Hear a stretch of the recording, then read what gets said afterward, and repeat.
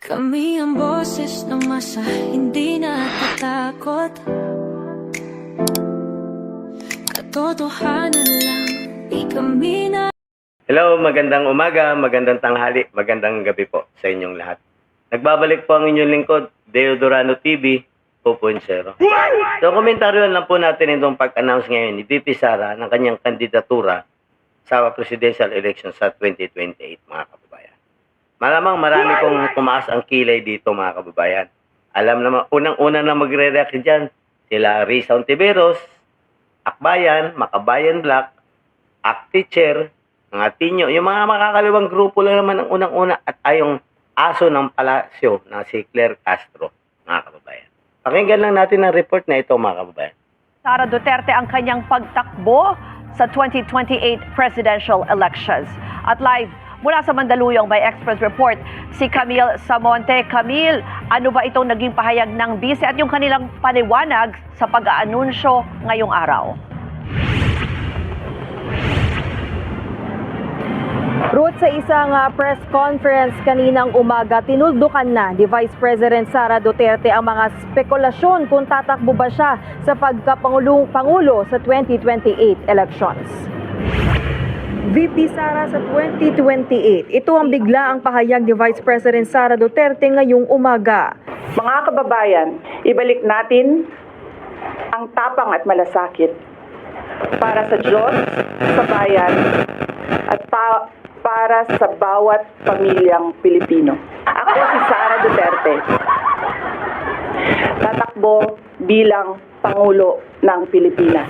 Inihayag ito ng bise sa gitna ng impeachment complaints laban sa kanya. Sa kasalukuyan, nakabitin pa rin sa Kamara ang 3 impeachment complaints. Pero hindi na ito tinalakay ni VP Sara kanina. Bagkus humingi siya ng tawad sa taong bayan dahil tinulungan daw niya na mahalal si Pangulong Bongbong Marcos at sa malawakang korupsyon na nangyayari ngayon. Mga kababayan, humihingi ako ng paumanhin. Patawad kung tinulungan ko mahalal si BBM bilang Pangulo ng ating bansa. Patawad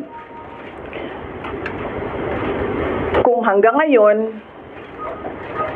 ay marami pa ring Pilipino ang nalulunod sa baha nang dahil sa malawakang korupsyon. Gate ni VP Sara, nakita niya ang umano'y kawalan ng katapatan ng Pangulo, kaya umalis siya sa gabinete. Hindi na rin daw niya kinaya na maging bahagi ng umano'y katiwalian sa 2020. Kasi nga po, mga kababayan, unang-una, bago to umalis sa Deputy Secretary, sinabi na nito na mayroong nangyayaring kaguluhan sa budget sa Kamara. Kasi nga po, yung unang-unang sinabi nito ni VP Sara, mayroon budget na 5 billion, ginawa ng Kamara ng 10 billion, mga kabayan.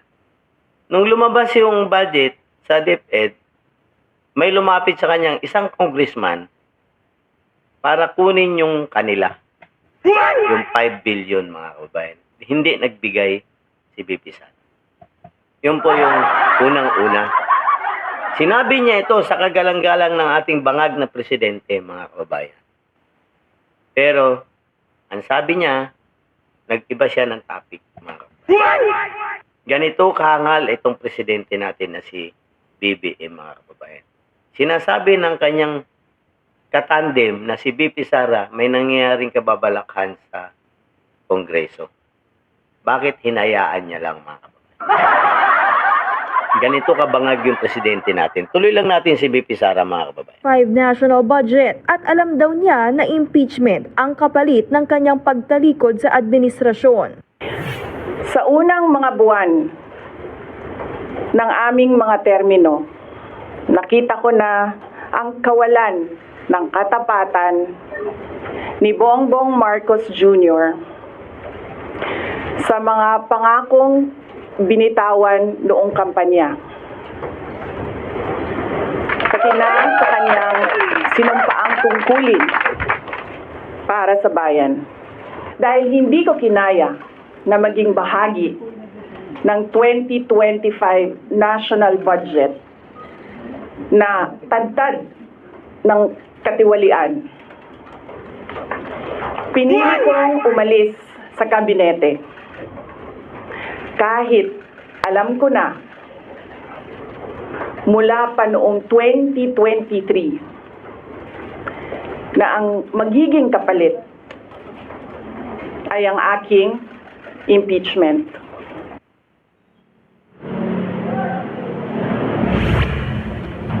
Ruth, pagkatapos ng kanyang press conference ay hindi na tumanggap si VP Sara ng mga tanong sa media at hanggang sa mga oras na ito ay hindi pa rin sila naglalabas ng pahayag dito nga sa request ng media para nga ipaliwanag sana ni VP Sara ang Yan, mga kung bakit kababayan. bigla niya Yan ang kanilang gusto kasing mangyari. Kaya nga, tama lang yung sinasabi ni VP Sara. Kasi, hinihintay niya mag-reaksyon yung palasyo ng Malacanang. O, di ba? Kahol ng kahol ngayon si Claire Castro.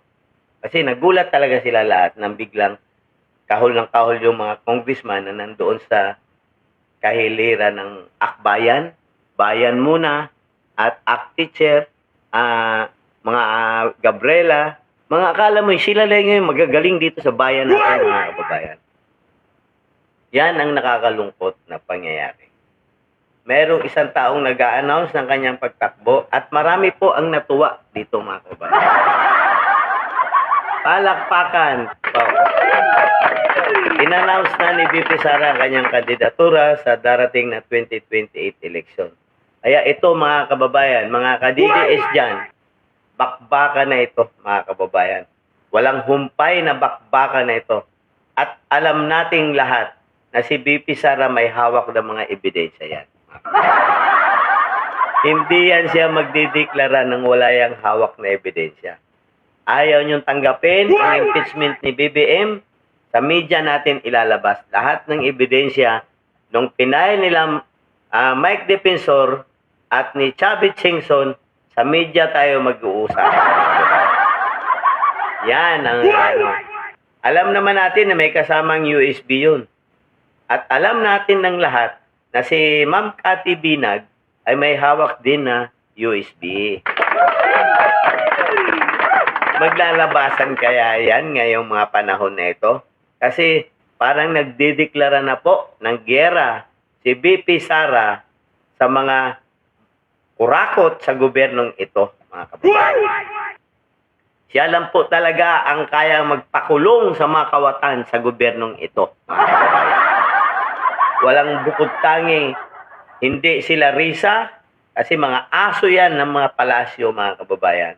Ilang maleta kaya ang natanggap ni Risa Ontiveros, Akbayan, Gabriela, at mga congressman na mga asong ulul doon sa Kongreso. Yan, mga kababayan. Tama lang yan. Ito, mga ka-DDS na mga vlogger, bakbaka na po ito.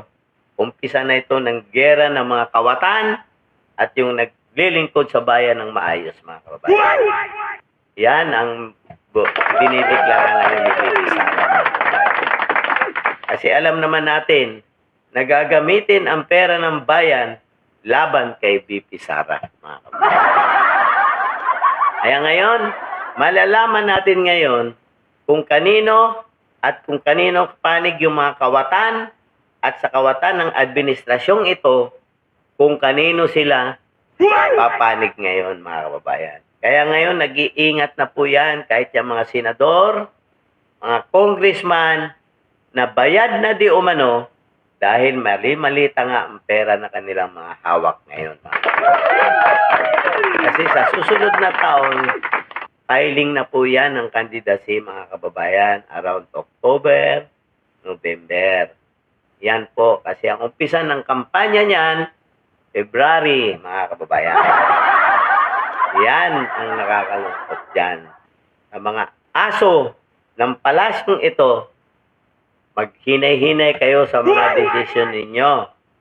Baka mawalan kayo ng trabaho bigla sa 2028, mga kababayan. Sabagay, okay lang naman sa inyo na mawalan kayo ng trabaho kasi mga busog na kayo, mga kababayan.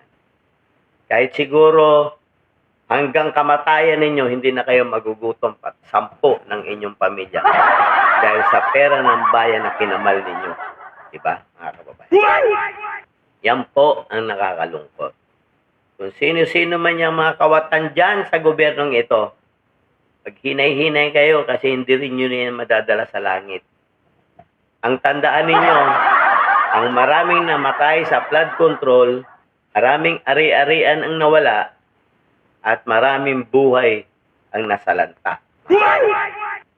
Yan ang tandaan nyo, mga congressman na kawatan sa gobyernong ito, mga kababayan. Na walang ibang humpay kung hindi wasakin ang buhay ng mga ordinaryong tao at sila nagkamal ng limpak-limpak na pera ng bayan, mga kababayan. Yan ang nakakalungkot lang. Kaya, itudo na natin ang suporta kay VP Sara.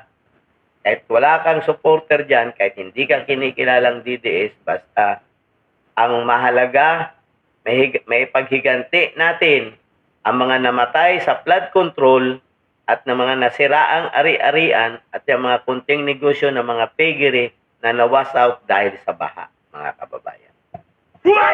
Yan na lang po ang tanging nating magagawa. Kailangan po talaga nating maipakulong ang mga salot sa lipunang ito, mga kababayan. Yan na lang po ang tanging nating maibigay sa kanila. Kasi sila, magbigay yan ng patapos ng baha. May nakita ba kayo, mga congressman, na nagpupunta sa inyong mga lugar? Wala. Nagtatago sila. Nandoon sila sa abroad. Nagpapahinga, mga kababayan. Diba po? O, hanggang dito na lang po muna ako, mga kababayan. Palambing naman po ng like, share, and subscribe po to my YouTube channel, Deo Durano TV 2.0. At mayroon din po akong Facebook account, Deo Durano TV 2.0. At mayroon din po akong TikTok account, Deo Durano. Ikalat po natin itong video na ito at palambing naman po ng share para maikalat po to sa lahat ng inyong mga kaibigan para naman po makatulong tayo sa bayan natin, mga kababayan. O hanggang dito na lang po. God save the Philippines. Kami ang boses ng masa, hindi natatakot. Katotohanan lang, di kami nalulunod. Walang bahid ng sismis, lahat ay totoo. Kahit sino ka pa, pag mali ka babanatan ka. Walang pinipili kulay, wala kaming kinikilingan.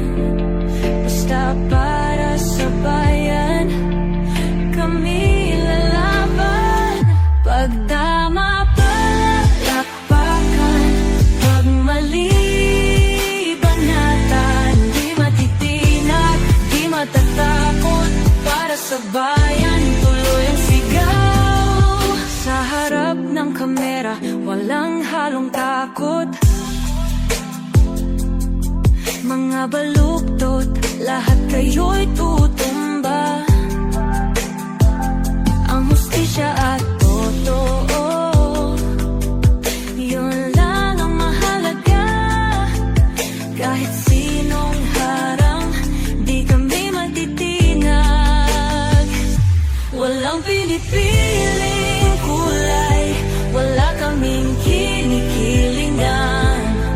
Basta para sa bayan, kami